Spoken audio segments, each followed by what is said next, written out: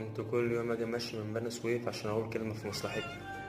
كنت بنام في علبة التونة، ولما كنت باجي اجوع مكنتش بلاقي اكل، كنت باكل شعر رجلي. مرة كنت في الفصل وانا في رابعة ابتدائي وانا صغير، فالمدرسة قفلت كل الشبابيك، فنور الشمس جه في وشي، فحسيت ان دي اشارة وهبقى نجم.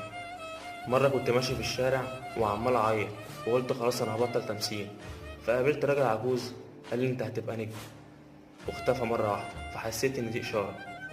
مرة كنت راكب ميكروباص ففجأة وقف، فحسيت إن دي إشارة. مرة كنت جعان قوي فنزلت سرقت كيس أندومي من السوبر ماركت فعملت وكلته، فتعبت بس ما متش عشان الفنان الحقيقي ما بيموتش. أبويا كان رافض حوار التمثيل ده خالص، وكان كل يوم يجيب الحزام يفضل يضرب فيا، وهو بيضرب فيا كنت بقول إفيهات عشان أطور من نفسي.